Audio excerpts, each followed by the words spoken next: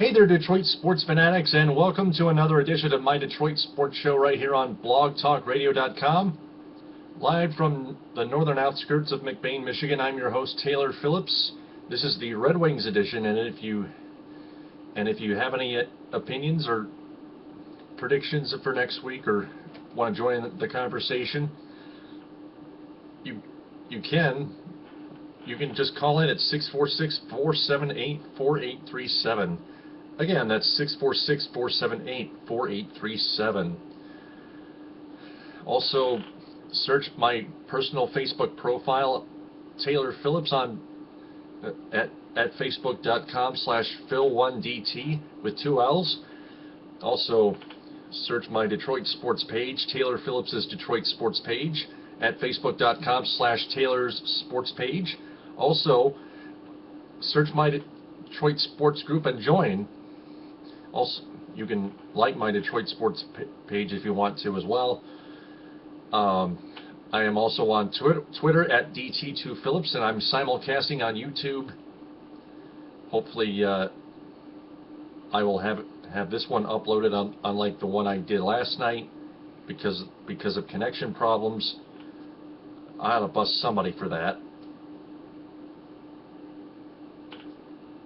I'm also search me on there via Google and on YouTube at Taylor Phillips, same name on LinkedIn. Before we begin, here are the guidelines for all listeners of tonight's show. Number one, if you've called in, stay on the line so I can get to you for a little chat. If you hang up by mistake before I get to you, just not a big deal. Just redial the number, 646-478-4837, and then stay on the line until I get to you for a talk. It's that simple. You'll have a total of 30 minutes to do so until the show concludes. Number two, keep it very clean. No profanity, vulgarity, no threats, no nothing. Number three, treat each other with respect. Number four, if you don't know much about Detroit sports, you can still just listen. Number five, stay on the topic with me. Actually, you can disregard that. Only I can stay on the topic, unless I feel like you should stay on the topic with me. It just depends on how I feel. Number six, finally, I will ask at least one question as the show rolls along. Okay. Don't know what's happening at the Joe right now, but we're going to recap the entire week of the Red Wings that was. First, we started off in Ottawa last Sunday, just 3 days after the Lions beat the Packers, demolished them. The Wings played the Senators.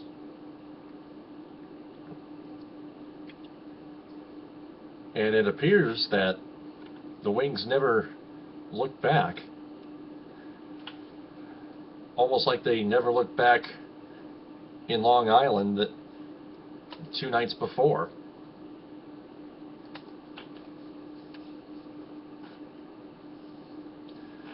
So, starting with the scoring summary, Johan Franzen scored at 8:22 from Kindle and Jakob Kindle and Daniel Alfredsson. Alfredsson, to make it 1-0 Detroit. Alfredsson had made his return to the Ottawa Senators, and they gave him a very warm welcome. No booze, no nothing. Just a very warm reception before the opening puck drop occurred. And I'll bet the Ottawa Senator fans kept cheering. I want to give them total thanks, as Daniel Alfredsson would, for supporting him throughout all his years. Even though he's a Red Wing, they give him applause and cheers all over the world. And you get the idea. Moving on, Drew Miller. That Franzen goal came in the second period. No scoring in the first. After Franzen's goal, Drew Miller,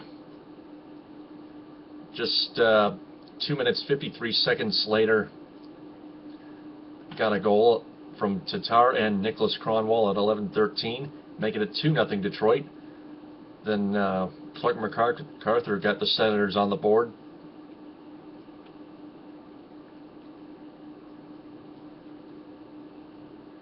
From Milan Michalik and Chris Phillips, just 3:01 apart from that.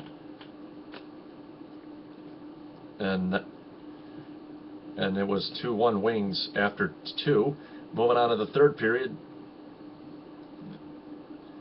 Drew Miller pulled the Wings back away at 3-1 with his second goal of the game. Brendan Smith and Darren Helm got the assist just 1:58 into the third. Mika Zibanejad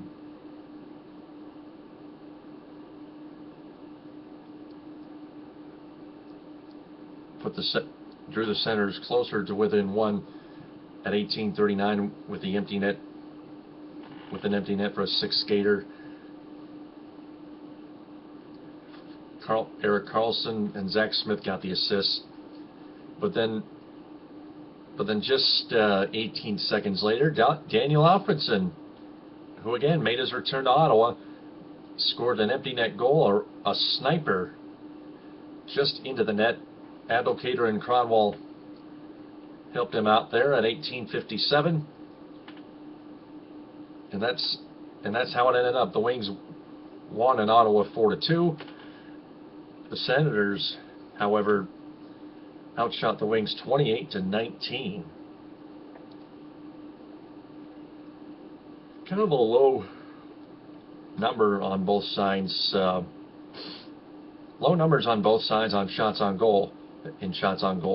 From both teams, statistically.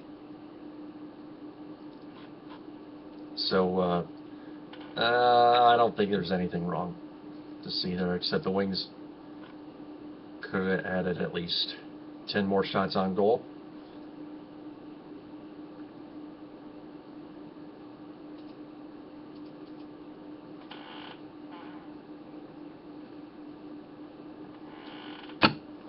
But then just 3 days later, the Wings return home.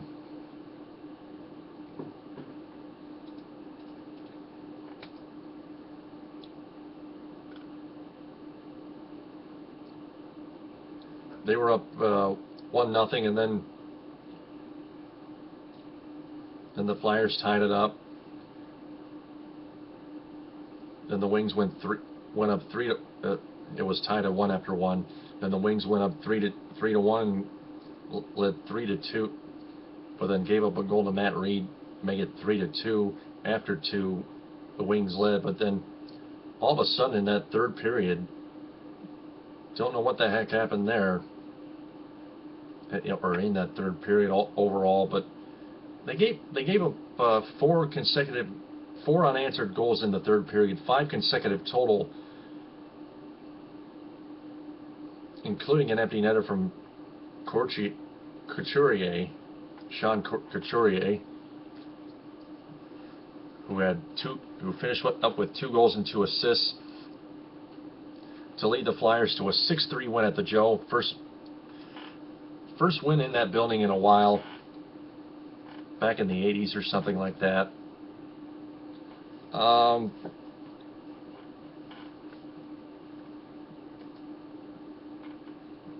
I just don't know what they did wrong. Meaning that there was a lot of things they did wrong. They turned the puck. The Wings turned the puck over. They didn't stay out of the box. Two of the third period goals the Wings gave up were on the power play. One from Claude Giroux and one from Scott Hartnell.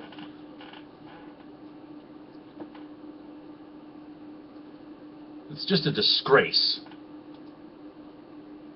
a total disgrace the way the Wings have been playing at home this season overall.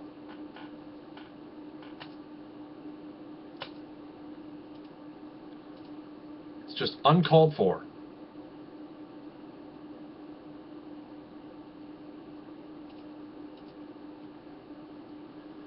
The Wings allowed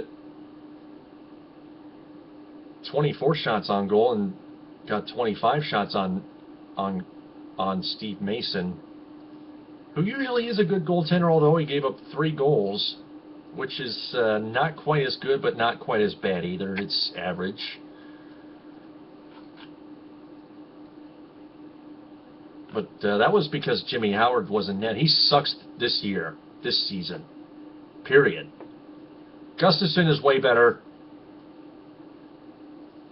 Why don't we move on from that for now, and then I'll explain their Joe woes after my recap. We go to last night. The Wings were in New Jersey. Gave up a tip-in goal to Andy Green. First period, 13:43 into the game. Elias got the only assist on that one, but big deal. Very late in the second period, 36 seconds flat left, Joachim Andersen got a centering feed from Drew Miller on a breakaway. Daniel Alfredsson led the rush.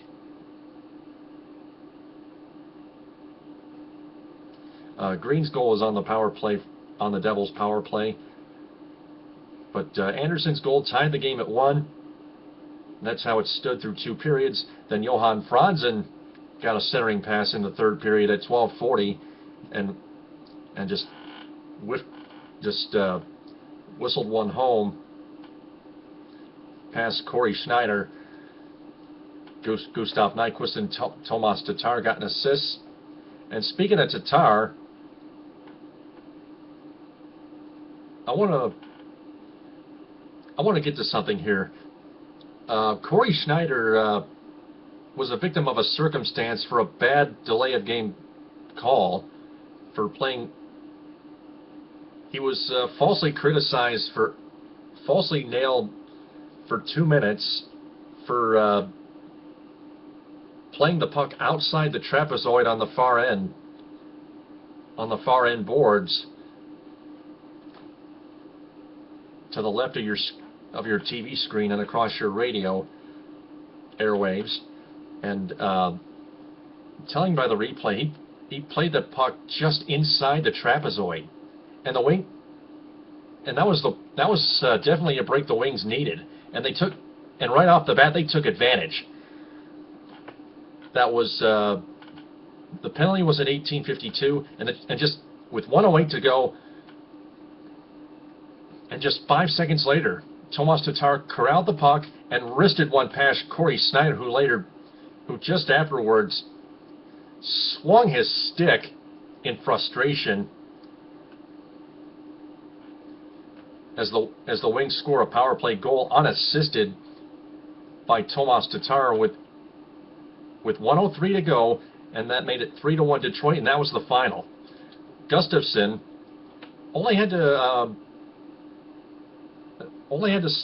Gustafsson only had to make 10 saves out of 11 shots on goal. Just 11 shots on goal. Man, their defense has been playing way better on the road than at home. And I'll prove it to you one more time by getting to tonight's game at the Joe against the Florida Panthers.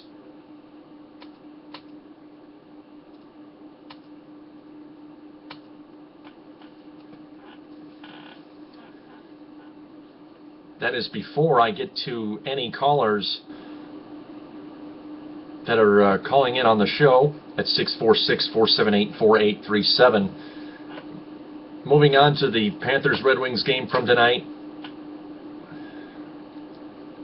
Let me go ahead and say in advance that I call that a disgrace as well.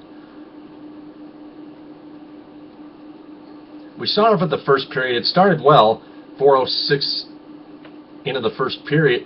Into the game, Danny Cleary on a rebound put one into an empty net past Tim Thomas to make it 1-0 Detroit. Justin Abdelkader and Corey Emerton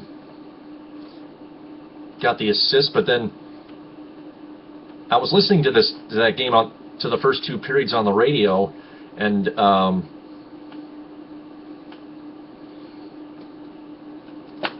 I missed that Panthers goal by Jimmy Hayes at 2:59 into the second period. 2:59 into the second period, assisted by Sean Matthias and Dylan Olsen to tie it up at 1. I don't know what happened there, but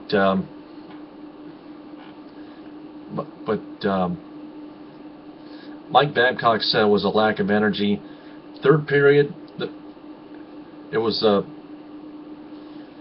I guess that first Panthers goal, the Wings collapsed defensively and weren't paying attention. Left Gustafsson hung out to dry not once but twice. Jonathan Huberdeau with a backhander past the monster and into the net from Tom Gilbert and Sean Matthias, who finished with 2 assists, made it 2-1 Panthers, and that's at 3:29 into the third. That's how it ended up. Panthers outshot the Wings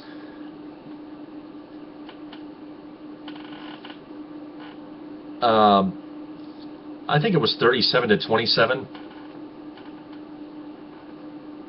Earlier that in the third period, I checked a few minutes left in the game. It was 35-20 Florida. The goalie stats on DetroitRedWings.com said 34-19.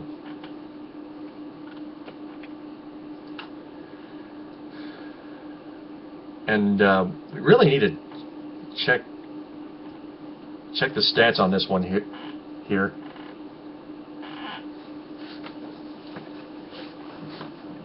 Or check the box score.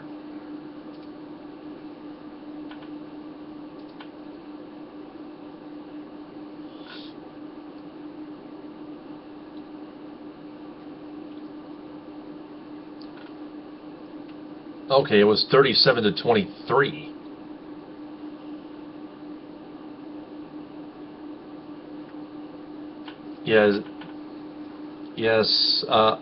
Something is not on the.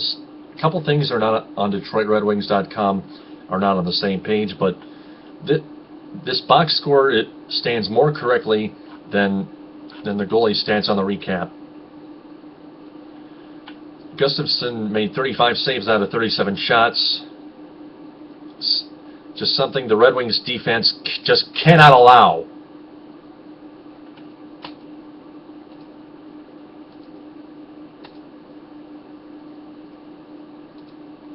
And Tim Thomas only had to make 22 saves on 23 shots on goal. And he was not any of the 3 stars of the game. And none of the Wings, and neither was Dan Cleary. It was Brian Campbell of the Panthers, star number 3, with just 2 shots, no points. I don't know why the heck that was, but I don't think he was. I don't think he should have been the 3rd star, been any star at all. Either I'd give one to either Jimmy Hayes or John Huberdeau.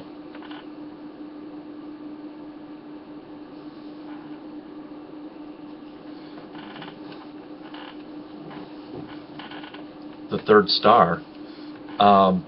I think I'd give one to Huberdeau for getting the game winner.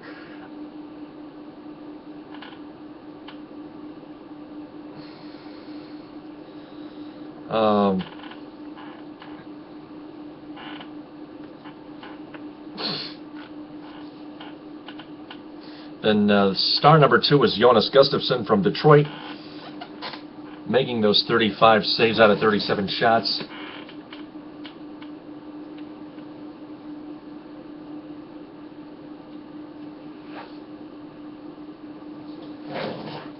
And then star number 2, Sean Matthias with 2 assists. The Wings only gave up two goals, which was still enough for a regulation loss. Just completely embarrassing offensively and defensively, giving up 37 shots allowing 37 shots on Gustafsson. And Babcock was right. There is a lack of energy at the Joe. The Wings are just not using it. Either that, or just the fans aren't giving them enough support, or maybe the Zamboni driver needs to be fired. I don't care what his name is, Al Zamboni, a popular star at Joe Louis Arena locally. Whatever, it doesn't matter. Do a better job smoothing up the ice already, huh? You've done this for years. Are you getting a little long in the tooth? I blame both the players and the fans for the lack of energy at Joe Louis Arena. This whole Joe slump this year is really embarrassing. That should never happen.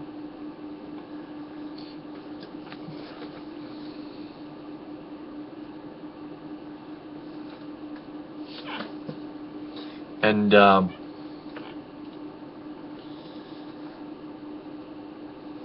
the Wings have got to get Red Wings general manager Ken Holland has to do something about this.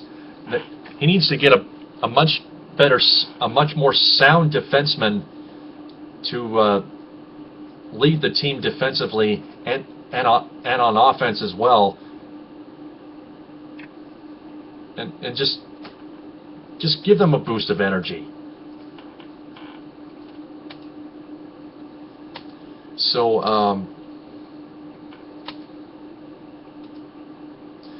7.5 minutes left in the show. If you want to call in, 646-478-4837. Again, that's 646-478-4837. I am Taylor Phillips here on Taylor's Detroit Sports Show. Find me on Facebook, LinkedIn, Google, and YouTube at Taylor Phillips with two names. Also, mention me on Twitter at DT2Phillips.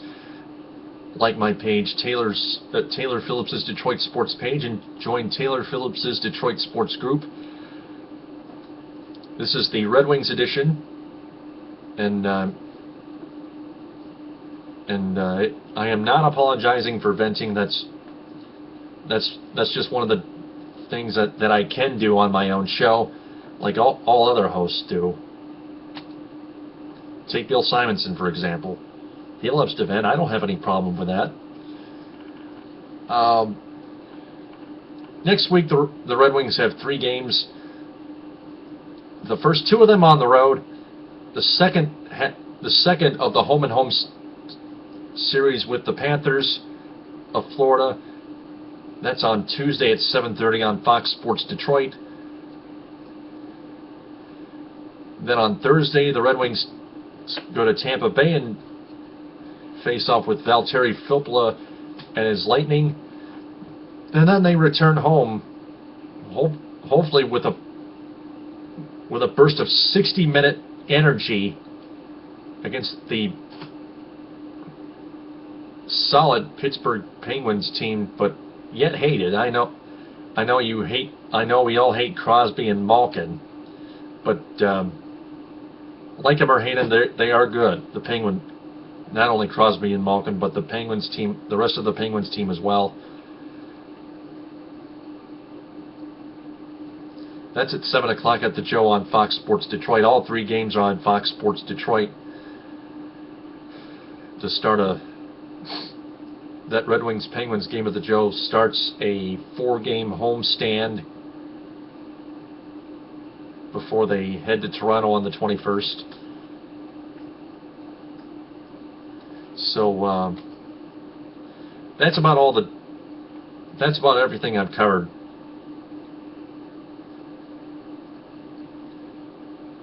I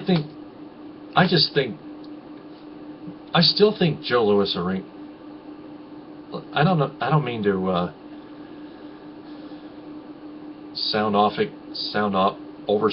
like again, but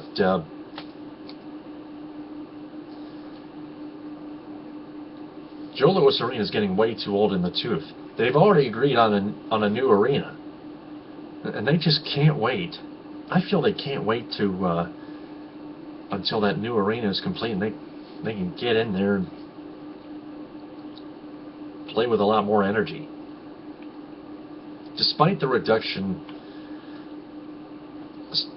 amount reduction of seats available. That's about all I can say. That's going to wrap it up for tonight's Red Wings edition of Taylor's Detroit Sports Show. Coming up tomorrow night at 11 is the Pistons edition. They're on a roll right now. Until then, this is Taylor Phillips signing off by saying TTFN, ta-ta for now.